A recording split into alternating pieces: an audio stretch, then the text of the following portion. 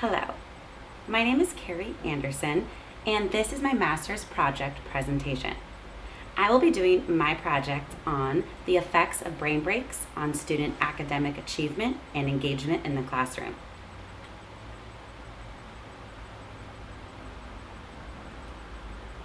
The problem is that students have a low level of achievement and engagement in the classroom.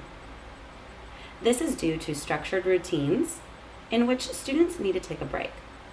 There have been a lot of studies regarding brain breaks and the effect it has on students' focus and productivity.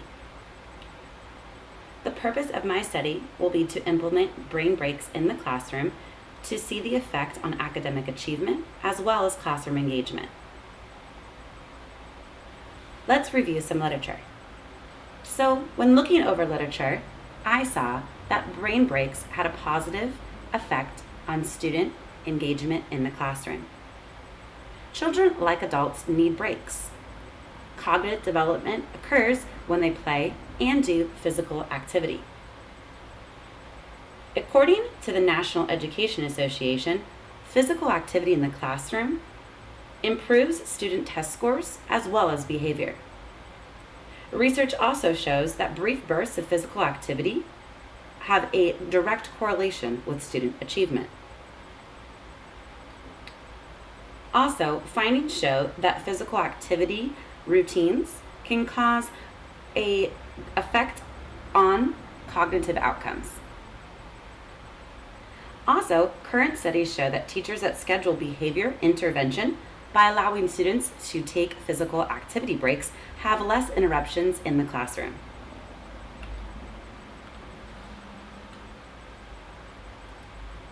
I have developed two different research questions. These research questions go over how brain breaks affect academic achievement as well as engagement in the classroom. My first question is, what are the effects of students that take brain breaks on their academic achievement? What are the effects of students taking brain breaks on their engagement in the classroom?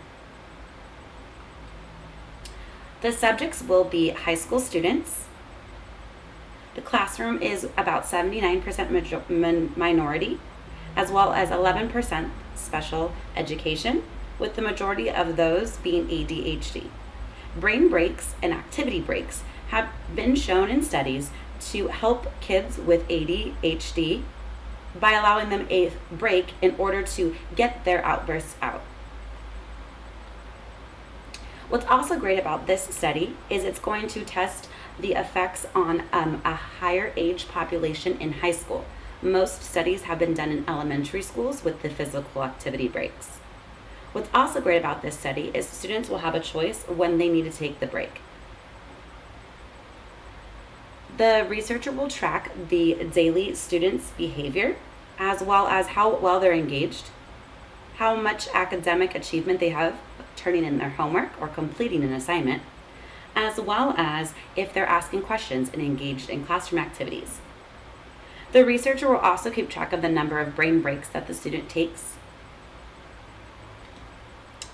They will have a checklist for each student. It will be kept confidential by changing the student name to a number. They will track the amount of engaging activities per day and get a total number out of 5 engaging activities, so 1 being the lowest amount of engagement and 5 being the highest. They'll also track the number of brain breaks to correlate that number as well. This study will be done in a 10-week period.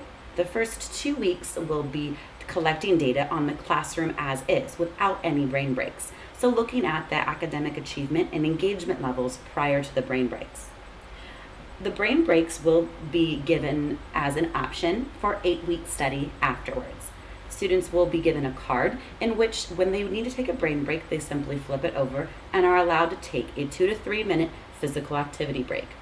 There will be a choice of a few activities they can choose from in order to take a break and refocus.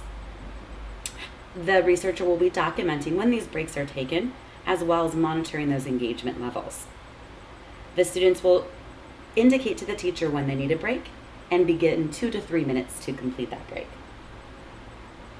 Data will be compared before and after the breaks were taken, seeing if the level of engagement changes in the students. The limitations of the study is students not taking it seriously and not taking the breaks when they actually need to take them. Also, there might be different levels of engaging lessons by the teacher in which the students are more engaged with or without the breaks. There are really no ethical considerations. All students will be kept confidential as they will be given a number rather than using their name in the data. All students' parents will be notified that the study is taking place and consent forms will be given.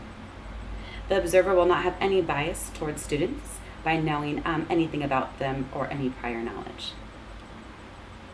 The significance of this study when it's all over will be to see the effects of brain breaks on student achievement levels and engagement in the classroom. This will be great for the future for teachers to know, especially in high school, if brain breaks are worth implementing and using as a routine in the classroom and what effect they have for students.